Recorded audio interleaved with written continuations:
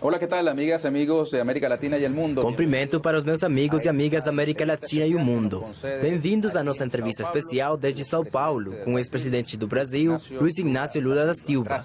Muito obrigado por nos receber. Alegria falar contigo. Bueno, e para a Telesur também... Também é uma honra para a Telesur ter esta conversa com o senhor. Presidente, graças por fazer alto em suas ocupações. Muito obrigado por seu tempo, nesse momento tão importante para o Brasil. Como descreveria o senhor o momento que está passando a República Federativa do Brasil? Vivemos um momento muito delicado porque a nossa democracia foi ferida, eu diria quase que mortalmente. O Brasil tem uma democracia muito curta, ou seja, são 31 anos de democracia. Se você pegar como data a eleição do Sarney em 1985.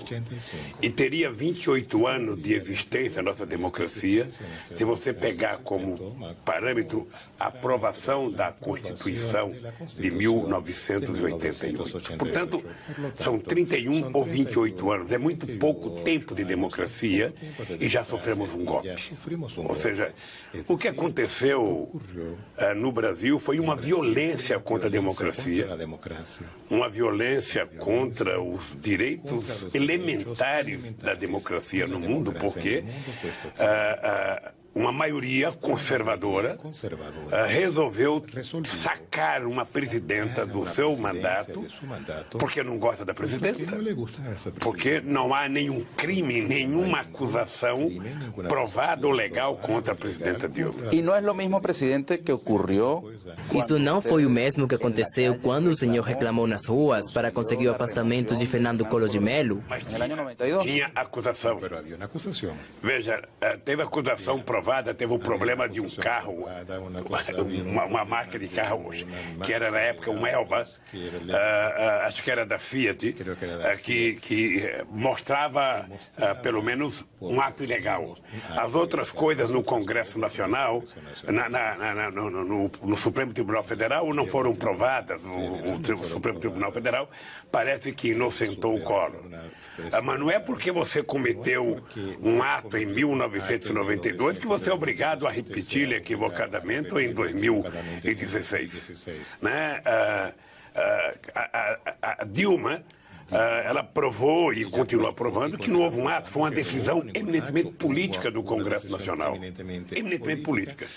Manda para o Senado, o Senado aprova a admissibilidade e o governo, que deveria ser um governo interino, começa a agir como se fosse um governo definitivo. Ou seja, ele começa a agir como se já tivesse sido votado o impeachment. E o impeachment não foi votado ainda, vai ser discutido o mérito agora. E o novo governo já está mudando tudo como se ele já tivesse definitivamente no posto. Esse golpe quase mortal, como o senhor descreve, para a democracia brasileira, já recebeu a bênção dos Estados Unidos. O representante dos Estados Unidos na Organização dos Estados Americanos disse que os fatos se desenvolveram segundo a Constituição. Veja, eu espero... Eu não vi manifestação do presidente Obama. Ele me parece que mais cuidadoso que o seu representante na OEA. Ele disse que vai esperar uma definição do Congresso Nacional, o que é correto. O que é correto é esperar a decisão do Senado da República. De qualquer forma, para os conservadores de grande parte do mundo, ou seja, eles não suportam uma candidatura progressista, uma candidatura de esquerda, uma candidatura de alguém que se preocupe em cuidar das pessoas mais pobres. Eu penso que o apoio internacional que a presidenta Dilma está tendo é muito grande. Não apenas apoio de partidos políticos, intelectuais, de escritores, de governantes, do Parlamento Europeu, de várias correntes do Parlamento Europeu, mas um grande apoio da imprensa internacional. Grandes periódicos conservadores, ou seja, estão solidários a Dilma, dizendo que foi um golpe aqui no Brasil. Mas não ocorre o mesmo com a imprensa brasileira, que adota uma posição hostil a Dilma? Porque imprensa brasileira tem responsabilidade com o golpe. E ela sabe disso. A imprensa brasileira sabe que ela tem responsabilidade com o golpe. Ou seja, chegou-se a um momento em que a imprensa brasileira era unanimidade. Unanimidade contra a Dilma. Unanimidade. Basta mirar Basta com assistir à televisão e ler os jornais. Jornal era unanimidade. Agora a imprensa virou unanimidade favorável ao governo. Ou seja, numa demonstração inequívoca de que a imprensa jogou um papel muito importante para ajudar a derrubar a Dilma. Não acha que a imprensa internacional agiu da mesma maneira? A imprensa internacional, que fazia muita crítica à economia brasileira há alguns meses atrás, ao tratar da democracia, ela tem sido mais solidária a Dilma. Ela tem sido Guarda, Economist, os jornais do mundo inteiro, da América Latina, todos os jornais têm efetivamente demonstrado, sabe, de que foi um golpe. De que o que foi feito aqui foi um golpe político, não tem crime de responsabilidade e foi uma perseguição à presidenta Dilma. Isso já está universalizado. Presidente, nesses 180 dias, a presidenta Dilma não está no exercício. A presidente Dilma não está no exercício pleno do cargo. Ela foi suspensa. Se ela não pudo demonstrar sua inocência, se ela não conseguiu demonstrar sua inocência enquanto estava no cargo, não acha que agora ela está numa posição mais fraca para reverter a decisão que o senhor considera política? A inocência não depende do cargo. Depende de prova concreta, de material, de números, de documentos, ou seja, e não tem esse crime. Não tem esse crime.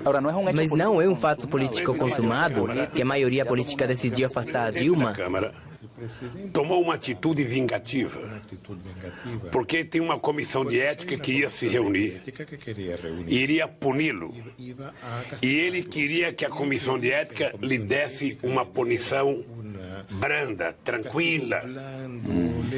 E os 3 deputados do PT que estavam na comissão não aceitaram, votaram contra. E num gesto de vingança, ele colocou em discussão o impeachment da Dilma. Por pura vingança do comportamento dos deputados do PT. Pois bem, eles dizem que a Dilma manipulou o orçamento da União, o pressuposto, utilizando o dinheiro dos bancos públicos, o que não é verdade. O que a Dilma fez, qualquer governante fez no Brasil. Qualquer governante fez. Pois bem, então a Dilma pode, mesmo não tendo mandato, os advogados vão ter que mostrar. Eles é que têm que provar qual é a culpabilidade da Dilma. O que nós estamos esperando é que agora, apenas agora no Senado, é que vai votar o mérito. Por enquanto a Câmara votou a admissibilidade para votar, para mandar para o Congresso, para o Senado. O Senado teve uma votação aprovando a admissibilidade. E agora é que os 81 senadores vão discutir o mérito.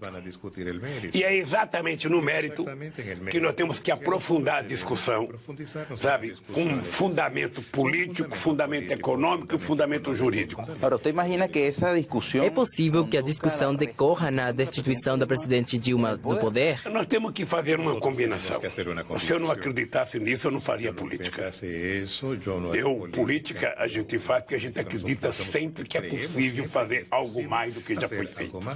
E nós temos que ter um comportamento com relação a Dilma. Primeiro, uma forte ação de movimentação social. Ir para as ruas, movimentar a sociedade em favor da democracia e em favor ao Estado de Direito nesse país. E, em segundo lugar, você conversar com os senadores para provar o equívoco histórico que está sendo cometido. E veja que o novo governo está dando um golpe Agora, nos senadores, por que está dando um golpe? Porque os senadores aprovaram apenas a admissibilidade. Ou seja, o presidente Temer é um presidente interino. A Dilma está afastada do cargo por até 180 dias, pode ser apenas 100 dias, pode ser 80 dias, pode ser 90 dias. Ela está afastada. Então ele tem que governar de forma interina esse período. Não, mas ele já tomou posse de verdade. A impressão que passa para a sociedade é que os senadores já votaram impeachment, que a Dilma não pode votar mais. Ora, a Dilma depende de 6 votos. 6 votos. Ela depende de mudar a cabeça de 6 senadores. Você percebe que não é uma missão impossível, né? Convencer 6 senadores. Quem convenceu 54 milhões de brasileiros a votar nela não terá muita dificuldade, se houver dedicação, para convencer 6 senadores. Ela precisa de 28 votos. Esses 6 senadores vão ser convencidos por Lula, pelos movimentos sociais nas ruas ou pela sociedade internacional? Quem é que vai convencer os senadores? Serão convencidos pela consciência deles.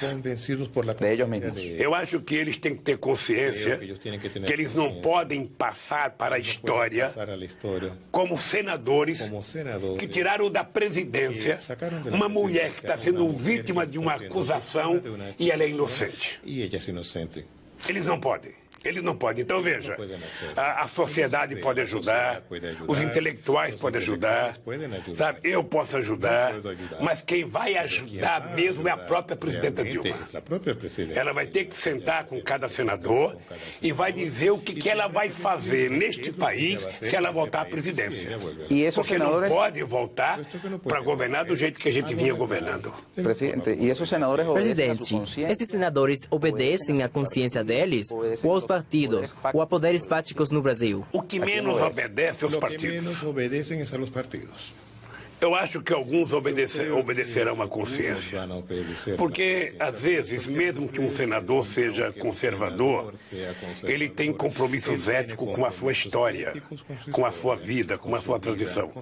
Não é todo conservador que é um bandido, não é todo conservador que é um cidadão que não se respeita. E eu acho que tem muita gente digna. Tem muita gente que votou contra a Dilma porque em algum momento a Dilma não os tratou bem, não os recebeu bem. Ou seja, eu acho que é possível convencer os senadores. Eu mesmo me disponho a conversar com alguns companheiros, sabe? E acho que tem muita gente capaz de mudar de posição, inclusive alguns já arrependido com o que o Temer está fazendo na presidência. Fíjese uma das coisas que está sendo Temer. Olha o que o Temer já fez. Ele apontou José Serra como chanceler, e este novo canciller que já começou com uma mudança na política exterior do Brasil. Falou que a prioridade são as relações bilaterais com a América Latina, que não vai priorizar os blocos regionais. Falou da Argentina, dos Estados Unidos. É esse um jeito de se afastar da CELAC, da Unasul e do Mercosul? Veja, eles estão colocando em prática, eles estão colocando em prática o que eles sempre fizeram e sempre acreditaram. A elite brasileira sempre foi muito submissa aos Estados Unidos. A elite brasileira sempre achou que quanto mais submissa ela fosse aos Estados Unidos, à União Europeia, mais a União Europeia, mais os Estados Unidos iriam fazer as coisas para o Brasil, o que é um ledo engano. Eu tenho uma coisa que eu aprendi na minha vida, que é o seguinte: ninguém respeita quem não se respeita. Ninguém. O Brasil não tem que ficar subserviente aos Estados Unidos para merecer respeito. O Brasil tem que competir com os Estados Unidos. O Brasil tem que mostrar que quer ser igual aos Estados Unidos, que pode ser até melhor do que os Estados Unidos. O Brasil quer competir com a Europa também. Sabe? Mas o Brasil tem que fazer política internacional levando em conta a geopolítica mundial, levando em conta as instituições multilaterais, levando em conta, sabe, que um país como Cabo Verde, pequeno, ou um país pequeno da América Central, como a Guiana, como o Suriname, tem que ser tratado com o mesmo respeito que for tratado nos Estados Unidos. O Brasil está voltando aquela ideia que o Chico Buarque falou no comício da Dilma.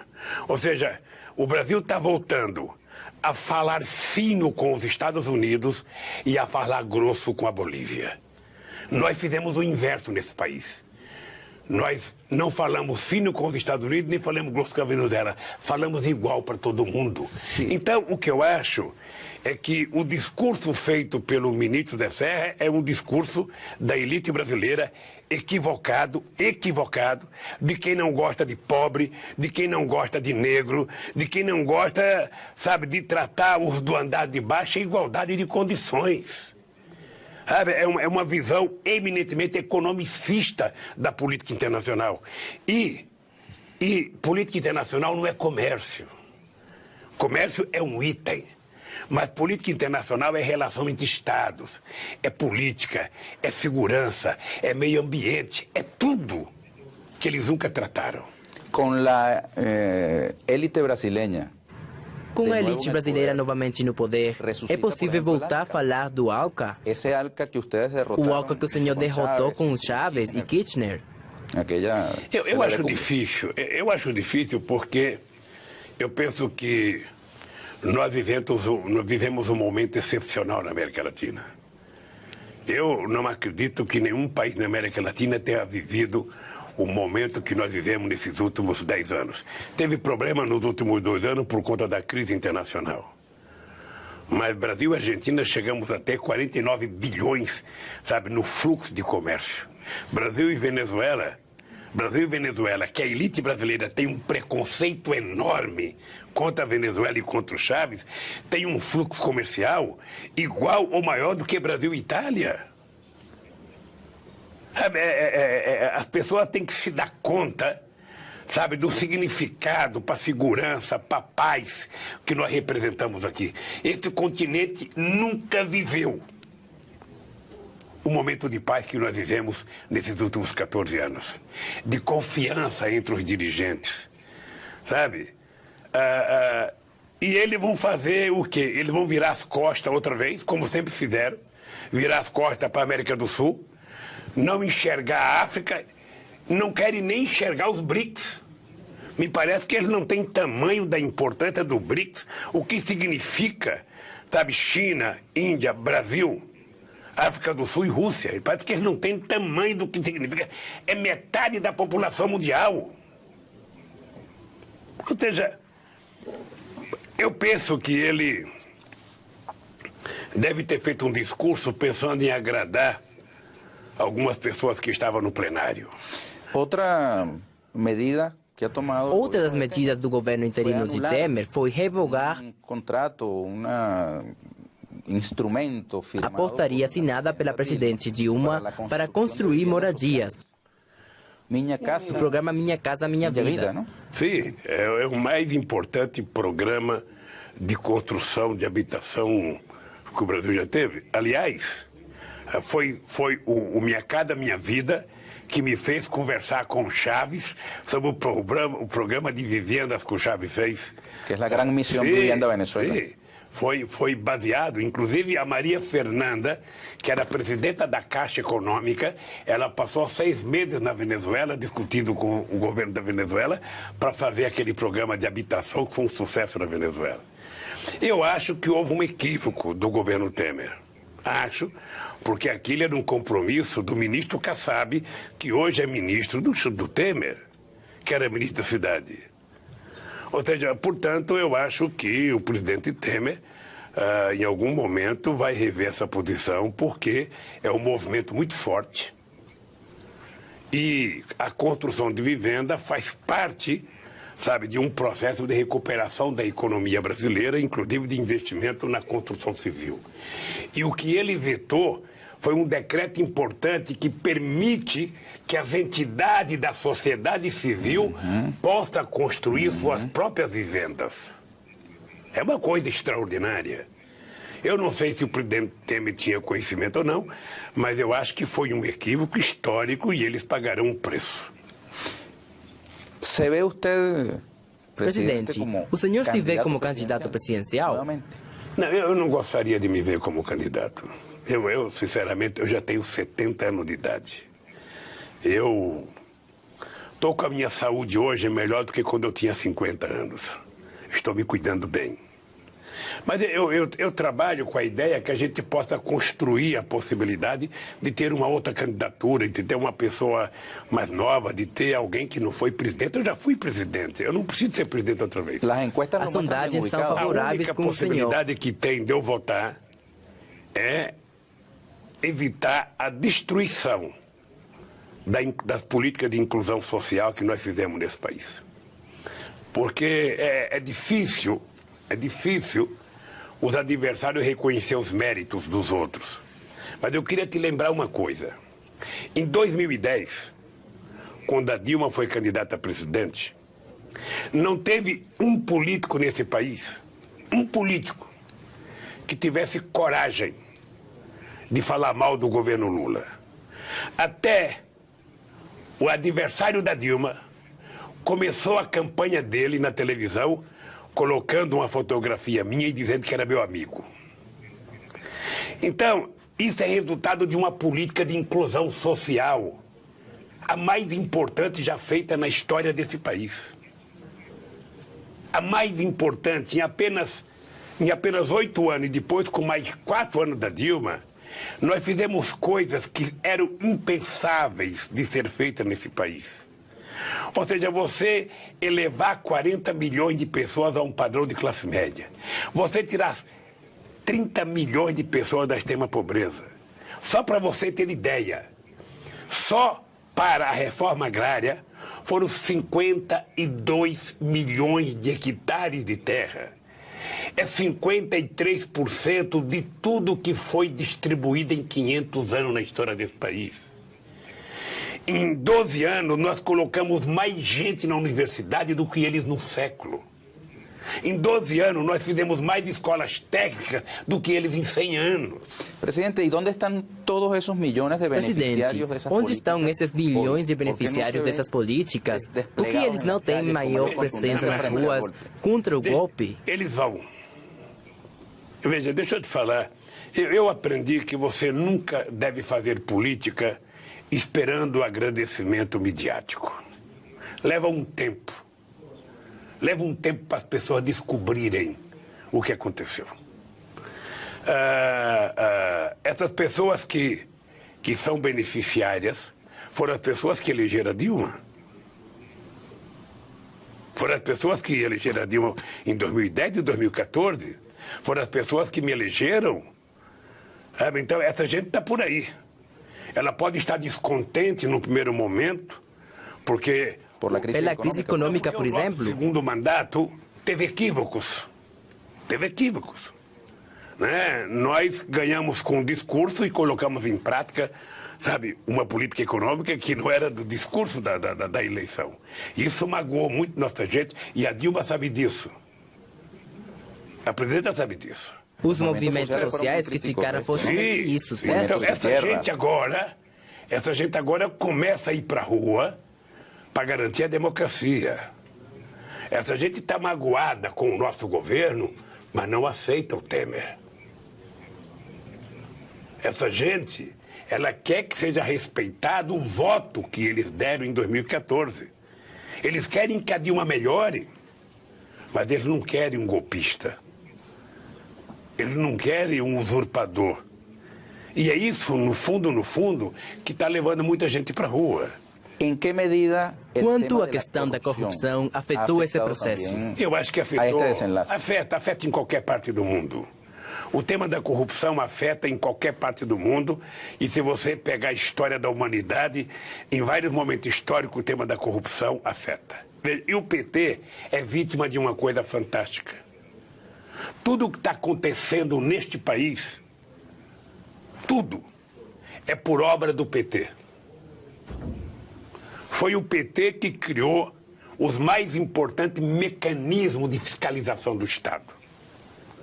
Foi o PT que mais fortaleceu a Polícia Federal, inclusive investindo na inteligência.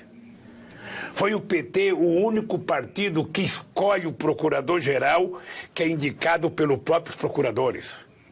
Não escolhe ninguém de fora da cooperativa. Foi o PT que criou a mais importante controladoria. Ou seja, a gente controla cada ministério. E é esse Ministério da Controladoria que faz as denúncias das coisas irregulares para o Tribunal de Contas. É o PT que criou o portal da transparência. É o PT que criou a lei do acesso à informação. Você pode ter acesso a qualquer informação do Palácio. Isso é orgulho do PT. Agora, se dentro do PT alguém cometeu erro, alguém fez alguma coisa indevida, essa pessoa tem que pagar. O Brasil precisa de instituições fortes. Eu acho que o Ministério Público tem que ser forte, o Poder Judiciário tem que ser forte, a Polícia Federal tem que ser forte, mas toda instituição forte tem que ser justa. Tem que ter muita responsabilidade para não cometer nenhum equívoco. E eu estou dizendo há mais de um ano, o PT está sendo criminalizado. A gente que quer colocar o PT, sabe, na clandestinidade, vamos dizer assim. Tá? E eu estou tranquilo, porque esse é um processo que você pode ferir alguém, você pode cometer equívoco com alguém, mas eu só espero que depois de passar tudo isso, o Brasil saia mais forte, o Brasil saia menos corrupto e o Brasil puna quem tiver que punir e inocente quem tiver que inocentar. Fíjese que en la prensa brasileña a imprensa fala da condena de uma pessoa próxima ao senhor, José Dirceu, e eles depois relacionam Dirceu com o senhor. Algo assim como todo apunta também hacia Lula. Parece que tem pessoas que querem Lula não só fora do governo, mas também fora do jogo, quer dizer, na cadeia. Há muita gente, já há 2 anos, que se habla que tudo isso está acontecendo porque quer evitar que Lula não possa ser candidato em 2018. Há muita gente que diz, eu estou muito tranquilo porque não só eu tenho consciência do que eu fiz nesse país, como eu tenho consciência, sabe, que se for necessário eu serei candidato em 2018. Agora, eu, como cidadão brasileiro, como alguém que já foi presidente, já foi deputado, eu só espero que as instituições fortaleçam, funcionem corretamente, bastante fortalecida, porque somente as instituições fortes é que podem garantir a democracia nesse país. Tá? E eu não estou acima da lei. Não estou. Se eu cometi um erro, pagarei pelo erro. Agora, é preciso alguém dizer qual o erro que eu cometi.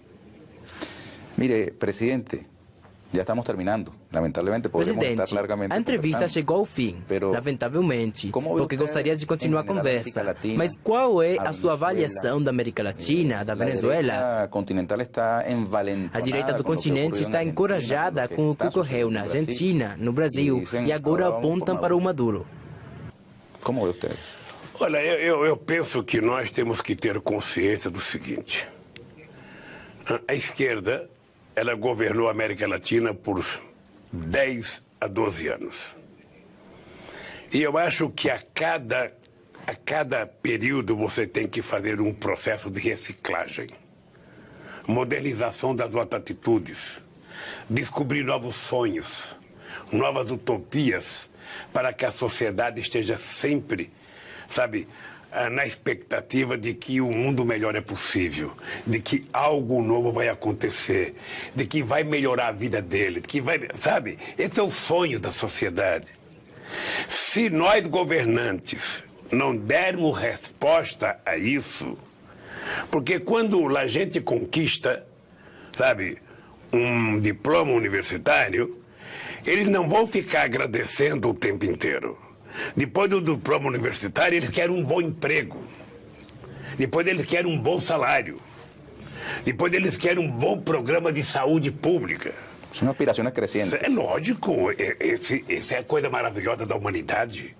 É que ela está sempre na busca de conquistar alguma coisa nova. Você imagina se não fosse isso, se o mundo tivesse parado no século XIX. Ou seja, é essa coisa que faz a sociedade andar, caminhar, sonhar. E, sobretudo, agora com a internet, né? Ou seja, é uma revolução de comportamento do ser humano que a minha geração não conheceu no século XX. Então eu penso que todos nós que somos de esquerda, todos nós que somos socialistas, todos nós que trabalhamos para uma política forte de inclusão social, temos que ter consciência que nós precisamos inovar cada vez mais. É preciso tomar cuidado com o discurso. É preciso, ao falarmos alguma coisa, despertar na cabeça de um jovem um sonho, uma utopia, algo melhor do que ele tem. Sabe? Se nós formos capazes disso, eu acho que a esquerda vai se renovar e ela vai governar a América Latina ainda há muito tempo. Terminemos, presidente, com mensaje suyo. Para terminar, presidente, mande uma mensagem ao público da Telesul. A Telesul foi um dos grandes sonhos do Chaves, foi impulsionada por ele. Convidou o Brasil e outros países da América Latina a fazer parte de uma televisão alternativa perante a mídia internacional. Olha, Ernesto, eu sinceramente gostaria de parabenizar a Telesur, os seus dirigentes, os seus funcionários, os seus repórteres, os seus comentaristas, porque eu tenho consciência do papel importante que a Telesur joga para a América Latina e o mundo, né? Um tempo desse eu estava em Paris e eu queria saber de notícias da América Latina e fico rodando o canal de televisão, rodando.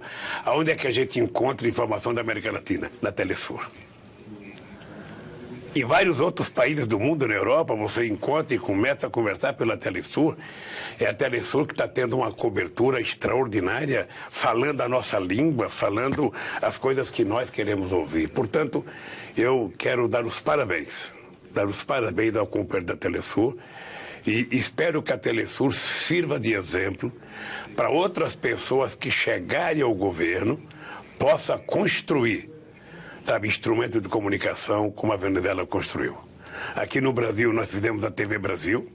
Agora mesmo estamos numa briga porque o novo, sabe, mandatário interino, sabe, acaba de dispensar o presidente da empresa de televisão que tem mandato de 4 anos e foi mandado embora, agora foi para a justiça para ver se consegue continuar na direção da TV Brasil. Portanto, parabéns. Eu acho que a Telesur hoje é um exemplo e que é possível se ter um meio de comunicação para não permitir que a sociedade só ouça e só veja os inimigos. Uma pergunta adicional. Mais uma pergunta, presidente. Rapidito. Temer. O Temer. Até quando? 2 anos? Eu acho que até o impeachment. Eu acho que até a gente resolver esse problema no Senado. Eu estou otimista, mas acho que muita coisa pode acontecer. Acho que o Brasil pode fazer uma campanha forte e nós poderemos ter uma briga muito séria no Brasil por um plebiscito que convoque uma reforma política que possa antecipar o processo eleitoral. Ou seja, tem muita coisa que vai acontecer daqui para frente. Muita coisa, e a sociedade brasileira está acordada. E quem está lá agora, de forma interina, se comportando como se tudo já tivesse terminado, precisa ficar muito atento, porque o povo brasileiro, sabe, está muito atento e está disposto a lutar para não permitir que pessoas que não foram eleitas governem o país. Muchas gracias, presidente. Muito obrigado, senhor presidente. Muito sucesso. Amigas y amigos, muchísimas gracias por habernos acompañado. Nos despedimos desde Sao Paulo, en la República Federativa. E muito obrigado a vocês, amigos, por estar com a gente. A gente se despede desde São Paulo, na República Federativa do Brasil. Ignacio Lula da Silva. Hasta una próxima oportunidad.